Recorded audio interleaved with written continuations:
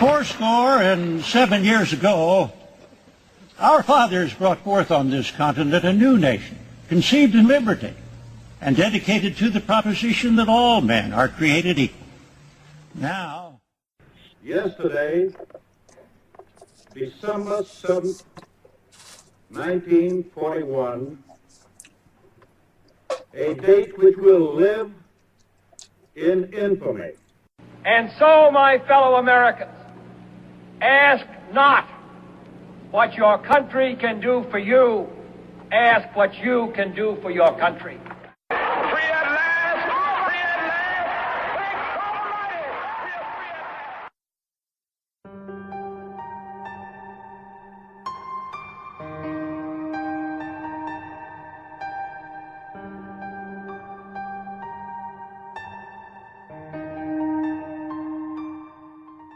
And welcome to another edition of the Historian's Almanac.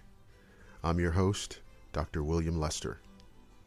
On this edition of the program, the first Thanksgiving meal. For many Americans, the Thanksgiving meal includes seasonal dishes such as roast turkey with stuffing, cranberry sauce, mashed potatoes, and pumpkin pie. The holiday feast dates back to November 1621, when the newly arrived Pilgrims and the Wampanoag Indians gathered at Plymouth for an autumn harvest celebration, an event regarded as America's first Thanksgiving. But what was really on the menu at that famous banquet? And which of today's time-honored favorites didn't earn a place at the table until later in the holiday's 400-year history? While no records exist of the exact bill of fare, the Pilgrim chronicler Edward Winslow noted in his journal that the colony's governor, William Bradford, sent 4 men on a fowling mission in preparation for a 3-day event. Wild, but not domestic turkey was indeed plentiful in the region and a common food source for both English settlers and Native Americans. But it is just as likely that the fowling party returned with other birds we know the colonists regularly consumed, such as ducks, geese, and swans. Instead of bread-based stuffing, herbs, onions, or nuts might have been added to the birds for extra flavor. Turkey or no turkey, the first Thanksgiving attendees almost certainly got their fill of meat. Winslow wrote that the Wampanoag guests arrived with an offering of 5 deer.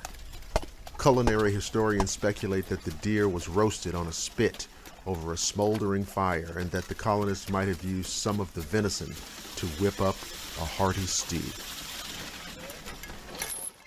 The 1621 Thanksgiving celebration marked the Pilgrims' first autumn harvest, so it is likely that the colonists feasted on the bounty they had reaped with the help of their Native American neighbors. Local vegetables that likely appeared on the table include onions, beans, lettuce, spinach, cabbage, carrots, and perhaps peas. Corn, which records show was plentiful at the first harvest, might also have been served, but not in the way that most people enjoy it now.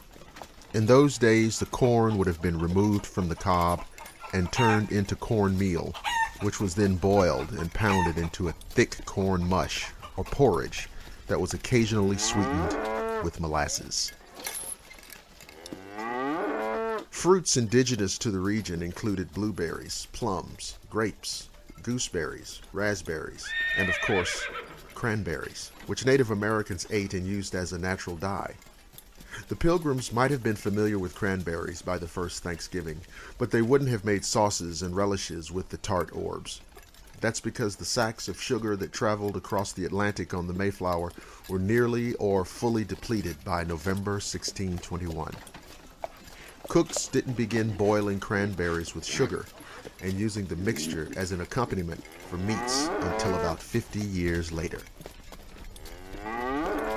Culinary historians believe that much of the 1621 Thanksgiving meal consisted of seafood, which is often absent from today's menus. Mussels in particular were abundant in New England and could easily be harvested because they clung to rocks along the shoreline. The colonists occasionally served mussels with curds, a dairy product with a similar consistency to cottage cheese. Lobster, bass, clams, and oysters might also have been part of the feast. Whether mashed or roasted, white or sweet, potatoes had no place at the first Thanksgiving. After encountering it in its native South America, the Spanish began introducing the potato to Europeans around 1570. But by the time the Pilgrims boarded the Mayflower, the tuber had neither doubled back to North America nor become popular enough with the English to hitch a ride. New England's native inhabitants are known to have eaten other plant roots such as Indian turnips or ground nuts, which they may or may not have brought to the party. Both the Pilgrims and the members of the Wampanoag tribe ate pumpkins and other squashes indigenous to New England, possibly even during the harvest festival, but the fledgling colony lacked the butter and wheat flour necessary for making pie crust. Moreover, settlers hadn't yet constructed an oven for baking. According to some accounts, early English settlers in North America improvised by hollowing out pumpkins, filling the shells with milk, honey, and spices to make a custard, then roasting the gourds whole in hot ashes. The two beverages served at the 1621 feast were beer and wine. And that concludes another edition of the Historian's Almanac. Thank you for listening to the program. The Historian's Almanac can be heard on the Blackwater Media YouTube channel, the Blackwater Media Pinterest page, the American Institute of Humanities Facebook page, Google+, and the Historian's Almanac Facebook page.